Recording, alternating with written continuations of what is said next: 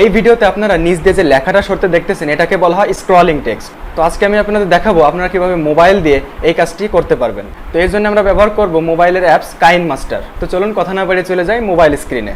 তো আমি প্রথমে কাইনমাস্টার অ্যাপসটা ওপেন করলাম, তারপরে উপরে মিডিয়া থেকে এখান থেকে আমার সেই ভিডিওটা ওপেন করতেছি আমি। দেখুন ভিডিওটা ওপেন করলাম, এই ভিডিওটাতে আমি নিচে দিয়ে স্ক্রলিং টেক্সট অ্যাড করব। তো এর জন্য আমাকে কী করতে হবে, ভিডিওটা ওপেন করার পর এখান থেকে যে লেয়ার অপশন দেখতে পাচ্ছেন, লেয়ার অপশনে যে এখান থেকে যে টেক্সট অপশন দেখতে পাচ্ছেন, টেক্সট অপশনে যেতে হবে। তারপর এখানে আমি যে লেখাটা নিচে স্ক্রল করতে চাচ্ছি সেই লেখাটা এখানে লিখে দিতে হবে।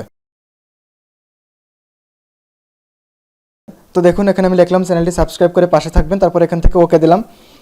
ওকে দেওয়ার পরে এবার দেখুন এই লেখাটা আপনি চাইলে এখান থেকে বড় করতে পারবেন, ঠিক আছে। তো আমি বেশি বড় করতেছি না, আমি এইটুকুই রাখতেছি। তো তারপরে লেখাটা নিচে আমি এখানে আনতেছি, নিচে এখানে আনার পর এই লেখাটা আমি এই লেখার যে লেয়ারটা, এই লেয়ারটা আমার এই ভিডিও লেয়ারের সাথে সমান করে দিচ্ছি, টাইম লাইনটা সমান করে দিচ্ছি আমি নিচ থেকে। দেখুন টাইম লাইনটা সমান করে দিলাম, ঠিক আছে। তো এবার আপনাকে যেটা করতে হবে, একদম টাইম লাইনটা একদম ফার্স্টে নিয়ে আসতে হবে। ফার্স্টে নিয়ে আসার পর আমার লেখার কালারটাও চেঞ্জ করতে পারবো এখান থেকে। তো দেখুন আমি লেখার কালারটা চেঞ্জ করতেছি, আমি সাপোজ অন্য একটা কালার দিচ্ছি, আমি সাপোজ লাল কালারটা দিলাম, ঠিক আছে, দিয়ে এভাবে করে দিলাম, ঠিক আছে। তো আপনি যে কালার ইচ্ছা কালারটা চেঞ্জ করতে পারবেন। তো তারপরে এই যে টাইম লাইনটা দেখুন এরকম ফার্স্টে এনে এই যে যে অপশানটা দেখতে পাচ্ছেন কি অপশান, এখানে ক্লিক করতে হবে।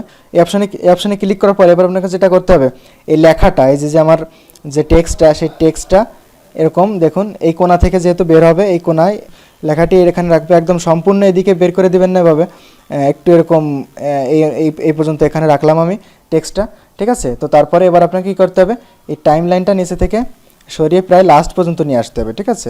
মানে আপনি যত দূর পর্যন্ত স্ক্রলিং করতে চাচ্ছেন আপনার ভিডিওতে ততটুক পর্যন্ত এই টাইম লাইনটা নিচ থেকে সরিয়ে আনতে হবে। আমি শেষ পর্যন্ত প্রায় দিতে চাচ্ছি, এই জন্য এই পর্যন্ত আনলাম। আনার পরে এবার আপনাকে যেটা করতে হবে, এই যে টেক্সটটা, এই টেক্সটটা আস্তে করে এদিক থেকে ধরে এরকম বের করে নিয়ে আসতে হবে। দেখুন এবার উপর থেকে কাজ হয়ে গেলে উপর থেকে যে টিক চিহ্ন এখানে ক্লিক করতে হবে। তো তারপরে লেখাটা কেমন হলো আমি আপনাদের প্লে করে দেখাচ্ছি।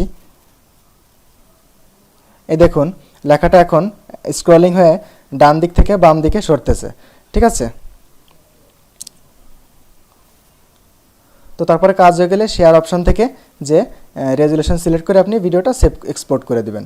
আশা করি সম্পূর্ণ ভিডিওটি বুঝতে পারছেন। ভিডিওটি ভালো লাগলে অবশ্যই একটি লাইক করবেন এবং আমার চ্যানেলটি সাবস্ক্রাইব করে পাশে থাকা বেল আইকনে ক্লিক করে দিবেন।